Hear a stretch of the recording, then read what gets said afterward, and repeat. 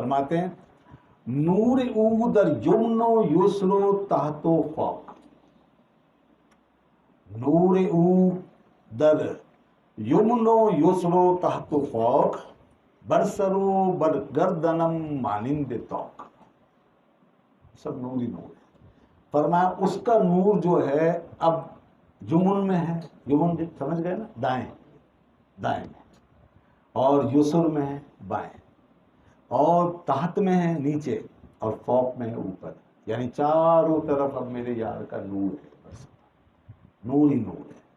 برسر و برگردنم، اور میرے سر پر اور میری گردن پر، مانند توق، توق کی مانند، ٹھیک ہے نا، توق کی مانند، آئرن کالر، لائک ان آئرن کالر۔ تو اب اس کا نور، اس کی لائٹ، اس کا نور دائیں بائیں آگے پیچھے سب جگہ چھا گیا۔ یہ ہے عشق کی کرامت، یہ ہے اس کا تعلق کہ یہاں ہر چیز نور کو بدل جاتی ہے، اور پھر نور سے ہی ساری چیزیں یعنی نور بن کر ہی ظاہر ہوتی۔ کیوں تاثیریں بڑھ جاتی؟ یہ ان اللہ والوں کی تاثیریں کیوں بڑھ جاتی ہیں، ان کی قوت کیوں بڑھ جاتی ہے؟ کیونکہ اس میں نور داخل ہو جاتا ہے، ان کی ہر بات میں نور آ جاتا ہے۔ اللہ کے تعلق کی تاثیر اتنی کمی ہے کہ وہ پھر وہ ہمیشہ کے لیے اس میں بچ جاتی ہے۔ آج بھی ان کی باتوں میں وہ اثرات ہیں، وہ اثر ہے کہ دنیا میں کہیں بھی ایسا اثر نہیں ملے گا، اور انسان چاہے کچھ بھی پڑھ لے، کسی بھی دنیا میں کسی کو بھی دیکھ لے، وہ سب، حالانکہ اب تو وہ آڈیو ویڈیو کا دور ہے اور سب فلمایا بھی جاتا ہے اور سب دکھایا بھی جاتا ہے، لیکن جو تاثیر ایک اللہ کے ولی کے کلام میں وہ کہیں گے۔ اصلاح کے دروازے اب کہاں ویسے کھل رہے ہیں جو ان کے دور میں کھلے ہوئے؟ ان کی باتوں میں کتنا اثر تھا کہ وہ کیسے لوگ لاکھوں میں ٹھیک ہو کر آتے تھے، اور ان کی قلب ماہیت ہو جاتی تھی، سارا جہان بدل جاتا تھا، لوگ کیسے کیسے چور ولی بن گئے ہیں، کیسے کیسے کافر جو تھے وہ اسلام میں داخل ہو گئے، اور بدبختوں کو جو ہے ہدایت مل گئی۔ تو یہ تو انہی کی شان ہے۔ گفتہ او گفتہ اللہ بود، گرچہ دھلکوں میں عبداللہ ہو، اور نگاہ ولی میں وہ تاثیر دیکھی بدلتی ہزاروں کی تقدیر۔ تو یہ سب نور کا مسئلہ ہے۔ اگر ہماری آنکھوں سے یہ نور نظر آ جائے، اگر ہم دیکھ سکیں، ہمارا دل اگر ایسا روشن ہو، تو ہم ان اولیاء کا نور زمین سے آسمان تک ستونوں کی طرح ملاحظہ کریں، یا دنیا میں پھیلے ہوئے آسمان کی طرح اس کو دیکھیں۔ جس کا جتنا زیادہ نور ہے ویسے ہی منظر آپ کو نظر آئے گا۔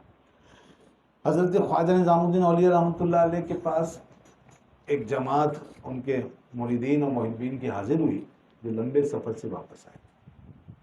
انہوں نے اپنے سفر کے کچھ تجربات حضرت کی خدمت میں دیا، تو انہوں نے کہا کہ حضرت، بعض جگہوں پر ہم نے یہ محسوس کیا کہ درختوں کے نیچے کہیں کہیں ہم جب بیٹھے تو ہمیں وہاں عجیب سرور آنے لگا، ذوق آنے لگا، وجد آنے لگا، ہمیں بڑا مزہ آتا تھا وہاں پہ۔ تو اس کی کیا وجہ ہے؟ تو انہوں نے فرمایا کہ دیکھو، یہ ایسی جگہ ہوتی ہے جہاں کبھی اللہ کا کوئی نیک بندہ آ کے بسا ہوتا ہے، کوئی اللہ کا مقرب بندہ، کوئی ولی، کوئی بیٹھ جاتا ہے نا، تو اس کے بعد وہاں اس جگہ میں اس کے انوار بس جاتے ہیں۔ تو جب کوئی صاحب دل اس جگہ پہ جاتا ہے تو وہ فریکوینسی مل جاتی ہے، فریکوینسی ہوتی ہے نا، آج تو فریکوینسی سب جانتے ہیں، تو فریکوینسی مل جاتی ہے، اس سے پھر وہ تاثیر محسوس ہوتی ہے۔ تو ہمیں اگر نہیں ہوتی نا تاثیر، تو ہماری فریکوینسی ڈیولپ نہیں ہے، مسئلہ یہ۔ لیکن جس کی فریکوینسی کام کر رہی ہوگی اسے ضرور اس کا احساس ہوگا۔ حضرت امام ربانی مجدد الفسانی رحمۃ اللہ علیہ نے فرمایا کہ ہندوستان میں کہاں کہاں پیغمبر ہوئے ہیں اور ان کے ماننے والے کہاں کہاں ہوئے ہیں، فقیر کو یہ سب معلوم ہے، ان جگہوں کا مشاہدہ کیا ہوا ہے فقیر نے، وہ سب فقیر کی نظروں میں ہے۔ تو اگر ہمیں فتنے کا اندیشہ نہ ہوتا تو ہم اس کو بیان کر دیتے ہیں۔ وجہ کیا فرمایا، ان جگہوں پر اب تک ان پیغمبروں کے انوار موجود ہیں، تو فقیر کو معلوم ہے کہ وہ کون کون سی جگہ ہے جہاں وہ پیغمبر تشریف لائے۔ تو یہ بات ہوتی ہے، لیکن اب وہ بیان کرنے میں مسئلہ یہ ہے کہ ہم چونکہ پھر خالی ایک اعتقاد کے طور پہ مانتے ہیں نا، تو پھر اور اعتقاد بھی ظاہر ضنی ہے، یہ قطعی نہیں ہے، انبیاء کی حد تک تو قطعی ہے. اب ضنی اعتقاد میں پھر جھگڑے بہت ہوتے ہیں، پھر وہم کے مسئلے ہوتے ہیں، پھر اس کے اندر مبالغے غلو آ جاتے ہیں، پھر اس کے اندر اختلافات آ جاتے ہیں، اور پھر اس میں دوسرے لوگ دعوے دار ہو جاتے ہیں اور بھی کہ بھائی اب ہمارا بھی مان لو جب فلاں کا. تو اس لیے یہ اولیاء اللہ کے یہاں پھر یہ احتیاط ہوتی ہے کہ وہ ہر چیز کو منتشر نہیں کرتے، ورنہ جھوٹے اور مکار لوگوں کا راستہ روکنا مشکل ہو جاتا ہے. نبی کی بات ہو رہی ہے، انبیاء جب کسی چیز کو بیان کر دیں تو قطعی ہو جاتے ہیں. جیسے موسیٰ علیہ السلام کی قبر بتائی حضور نے، میں نے دیکھا ہے، اور تم چاہو تو وہاں کسیب احمر کے پاس ان کی قبر موجود، حضور نے خود بتائی ہوئی. تو وہ پھر قطعی ہے معاملہ، پھر کوئی دوسرا آدمی وہ مطلب دعویٰ کر ہی نہیں سکتا. ٹھیک ہے جی. تو یہ فرمایا کہ نور ہی نور ہے. ٹھیک ہے، کہ اس محبوب کا نور میرے دائیں اور میرے بائیں اور میرے نیچے اوپر ہر جگہ، میرے سر پر گردن پہ ہر جگہ اس محبوب کا نور سمایا ہوا ہے. سبحان اللہ. اس کے بعد فرماتے ہیں عشق خواہد کہیں سخن بیرو ربد آئینات غماز نبود چون بود. یہ جو غماز نبود ہے اس کو یوں بھی پڑھ سکتے ہیں، غماز نبد چون بود. عشق خواہد کہیں سخن بیرو ربد آئینات غماز نبد چون بود. فرماتے ہیں عشق جو ہے وہ تو یہ چاہتا ہے، خواہد مانے چاہنا، عشق چاہتا ہے کہ یہ جو سخن ہے، یہ جو بات ہے نا عشق کی، یہ بس کر دی جائے. یہ جو کیفیت ہے نا اس کو بس بیان کر دو، لوگوں کو سنا دو اپنا حال. وہی بات الوجود اور یہ ساری چیزیں پیچھے جس کا اشارہ کیا تھا، تو یہ بس سب کو کھول کے بتا دو. لیکن مسئلہ یہ آئینات غماز نبود، یہ تیرا آئینہ جو ہے یہی غماز نہیں ہے. غماز کا مطلب کیا ہے؟ یعنی تیرا آئینہ عکسنما نہیں ہے. تیرے آئینے میں، تیرے آئینے سے مراد سینہ، دل، یہ تیرا سینہ جو ہے یہ مقدر ہوا ہے، اس کے اوپر ڈسٹ ہے، زنگ ہے، یہ ریفلیکٹ نہیں کر سکتا. کیونکہ نور کو ریفلیکٹ کرنا ضروری ہے. نور کا پتہ جب ہی چلے گا جب ریفلیکٹ ہوگا. کیونکہ دیکھو نا، دیواروں پہ سورج نہیں پتہ چلے گا، مٹی میں نہیں، پہاڑوں میں نہیں، آئینے میں پتہ چلتا ہے. تو نور تو آئینے کے اندر جھانکتا ہے، آئینے سے نکلتا ہے، آئینے سے ریفلیکٹ ہوتا ہے. اور تیرا سینہ آئینہ ہے نہیں. غماز کا مطلب آئینہ نما، عکس نما. تو تیرا سینہ جو ہے وہ تو ہے نہیں. تو اب چون بود کیسے ہو سکتا ہے؟ کیسے ہو سکتا ہے؟ یعنی اب میں یہ بات اگر کروں تو یہ تو نور کی باتیں ہوں گی نا ساری، اور نور سے ہی سمجھی جائیں گی. تو ایسی نورانی باتیں تیرے جیسے ٹھوس سینے کے اوپر بیکار ہے، تیرے اس منجمد سینے پر اور تیرے اس میل مٹی سے اٹے ہوئے سینے پر، زنگ آلود تیرے دل پر کوئی اثر نہیں ہوگا. یہی وجہ ہے کہ آج اہل تصوف کی باتیں ایسے زنگ آلود لوگوں کی سمجھ میں آئی نہیں سکتی. اس کے لیے آپ کو صاف و شفاف دل پیدا کرنا پڑے گا. یہ تو دنیا کا دستور ہے. محبت والوں کی بات محبت سے تعلق کے بغیر سمجھ میں آئی نہیں سکتی. میں پھر متنبی کے ایک شعر کی طرف آپ کی توجہ دلاؤں گا. لا تعذل المشتاق فی اشواقہ حتی یکون حشاک فی احشائہ. کہ تو عاشق کو اس کے شوق میں، اس کے عشق میں ملامت مت کر، اس کی حالتوں کیفیتوں، مگر کب؟ پہلے تو یہ کر حتی یکون حشاک فی احشائہ، کہ یہ اپنا پہلو اٹھا کے اس کے پہلو کے پاس لے. یعنی جو کیف و سرور اس کو حاصل ہے تو اس کو پہلے چکھ.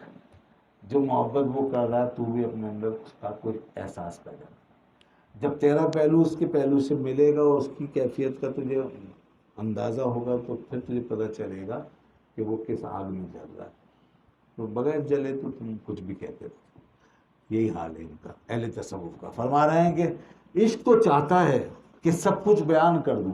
عشق wills, love wills that this word should be shown forth, should be expressed, should be declared and proclaimed.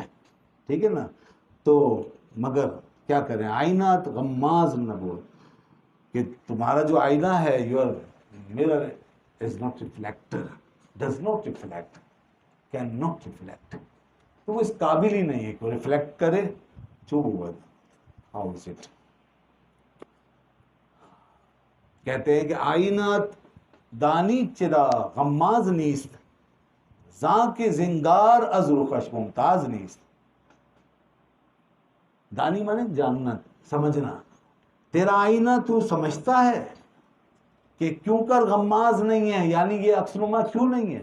اب یہ وجہ بتا رہے ہیں کہ تیرا آئینہ، تیرا دل، تیرا سینہ ایسا کیوں نہیں ہے کہ وہ میری باتوں کو ریفلیکٹ کرے اور اس چراغ کو اپنے اندر، اس کا عکس جو ہے وہ بسا سکے اور اس کو وہاں پہ دکھا سکے. کیوں نہیں ہے تیرا آئینہ ایسا؟ زاں کے زنگار از رخش ممتاز.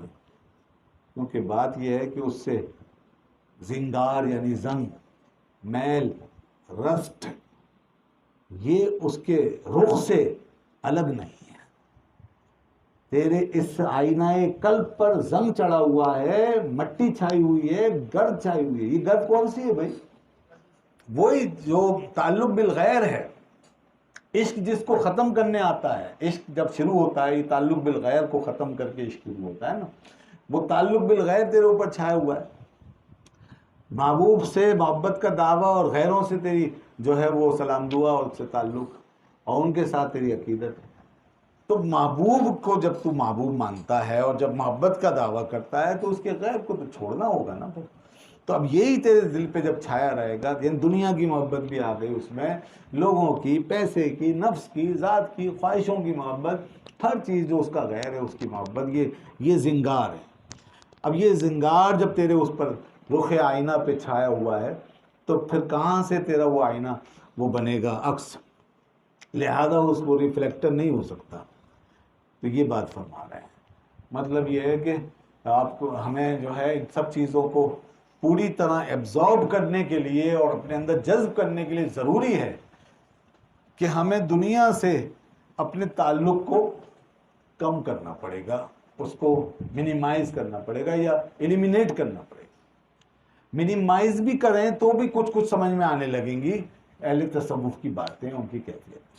اسی لیے دیکھیں ہم کہتے ہیں کہ جو تصوف کو ایک اکیڈمی بنا کر کے پڑھانا اور یہ سمجھنا کہ تصوف جو کلاسوں کے ذریعے سے باقاعدہ جیسے کورس کے انداز میں نصابوں کی شکل میں پڑھایا جا سکتا ہے، پڑھایا تو جا سکتا ہے، ٹھیک ہے، لیکن صوفی اس طرح بننا مشکل ہے اور وہ چیز پانا مشکل ہے جو اہل تصوف دے کر گئے. بات یہ ہے کہ یہ اکیڈمی کی حد تک تو ٹھیک ہے، مسئلے مسائل کی حد تک اس کی اصطلاحات اور ٹرمز آپ سیکھ لیں گے، لیکن آپ کی تربیت اور اصلاح جو اصل تصوف کی روح ہے وہ اسی وقت ہوگی جب آپ ایسے ماحول کے اندر جائیں گے جس میں آپ کا تعلق جو ہے وہ چھڑوایا جائے. جب تک آپ کے تعلق پہ زد نہیں پڑے گی. اب پتہ چلا کہ نصاب پڑھتے پڑھتے ہی تعلق اور کبھی ہو گیا، علم آتے آتے اور کبھی ہو گیا. اس لیے تو کہتے ہیں العلم حجاب اللہ الاکبر، علم بھی پردہ بن جاتا ہے اگر آدمی کا تعلق بالغیر جو ہے وہ نہ کم ہو. تو پتہ چلا کہ وہی چیز پردہ بن گئی ساری. تو اس لیے یہ کامیابی ایسے حاصل نہیں ہوگی. اگر اصلاح چاہیے، تربیت چاہیے تو ایسا ماحول پیدا کرنا ہوگا جس سے تعلق بالغیر پہ زد پڑے اور تعلق باللہ جو ہے نا وہ لوگوں کے اندر پیدا ہو، جذبہ بن کے، شوق بن کے، ایک کیفیت بن کے. یہ ضروری ہے.